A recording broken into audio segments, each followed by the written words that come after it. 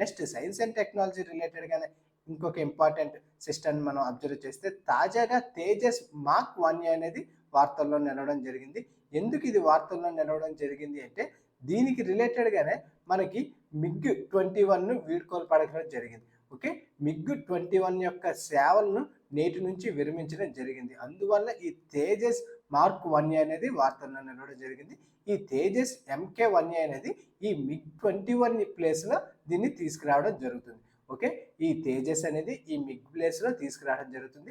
ఇక్కడ మనకి exam perspective ఈ మిగ్ను ఏ దేశం నుంచి కొనుగోలు చేయడం జరిగింది అంటే రష్యా నుంచి దీన్ని కొనుగోలు చేయడం జరిగింది. ఈ మిగ్ను మనం రష్యా నుంచి కొనుగోలు చేయడం జరిగింది.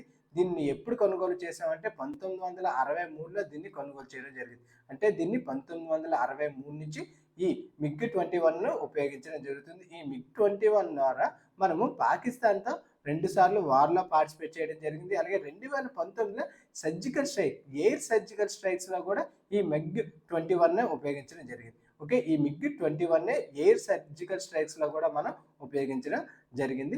ఇప్పుడు ఈ మిగ్ 21 ప్లేస్లో తేజస్ MK1Aను ఉపయోగించడం జరుగుతుంది. ఓకే, తేజస్ను ఉపయోగించడం జరుగుతుంది. తాజాగా రక్షణ మంత్రిత్వ శాఖ హిందుస్థాన్ ఏరోనాటిక్ లిమిటెడ్తో ఒక ఒప్పందాన్ని కుదుర్చుకోవడం జరిగింది. అంటే ఈ తేజస్ గురించి రక్షణ మంత్రిత్వ శాఖ అనేది హిందుస్థాన్ ఏరోనాటిక్ లిమిటెడ్తో కూడా ఒప్పందాన్ని కుదుర్చుకోవడం జరిగింది. ఈ ఒప్పందంలో భాగంగా 97 తేజస్ యుద్ధ విమానాలను కొనుగోలు చేయడం జరిగింది. ఓకే, 97 తేజస్ యుద్ధ విమానాలను ఈ హిందుస్థాన్ ఏరోనాటిక్స్ లిమిటెడ్ నుండి కొనుగోలు చేయడం జరిగింది. ఓకే, ఎందుకోసం అంటే ఆల్రెడీ మనం అబ్జర్వ్ చేసి మిగ్ 21 ప్లేస్లో వీటిని తీసుకురావడం జరిగింది. ఈ తేజస్ అనేది చాలా తేలికపాటి పోరాట విమానం, లైట్ కంబాట్ ఎయిర్ క్రాఫ్ట్ అనమాట.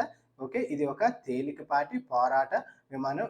దీన్ని ఎప్పుడు తీసుకురావడం జరిగింది అంటే 2001 సంవత్సరం నుంచి దీన్ని తీసుకురావడం జరిగింది. యాక్చువల్గా 2003లో అప్పటి ప్రధానమంత్రి అయిన వాజ్పేయి గారు దీనికి తేజస్గా నామకరణం చేయడం జరిగింది. ఓకే, 2003లో అప్పటి ప్రధాని అయిన వాజ్పేయి గారు దీనికి తేజస్గా నామకరణం చేయడం జరిగింది. దీన్ని ఎప్పుడు తీసుకురావడం జరిగింది అంటే 2001 నుంచి దీని సేవలను తీసుకురావడం జరిగింది. ఇది పూర్తి స్వదేశీ టెక్నాలజీతో అభివృద్ధి చేసిన విమానం. ఇది పూర్తిగా స్వదేశీ టెక్నాలజీతో అభివృద్ధి చేసిన విమానం. దీన్ని మనం అబ్జర్వ్ చేస్తే దీనిని USA ఉపయోగిస్తున్న F-116కు సమానంగా దీన్ని తీసుకురావడం జరిగింది. ఇది F-116కు ఉన్న కెపాసిటీ అనేది ఈ తేజస్ విమానం కలిగి ఉండడం జరిగింది. ఓకే, ఇది F-116కు సమానమైన కెపాసిటీ అనేది ఇది కలిగి ఉండడం జరిగింది. దీన్ని ఎవరు నిర్మించడం జరిగింది అంటే ఎవరు అభివృద్ధి చేస్తున్నారు అంటే హిందుస్థాన్ ఏరోనాటిక్ లిమిటెడ్ వాళ్ళు దీన్ని అభివృద్ధి చేయడం జరిగింది.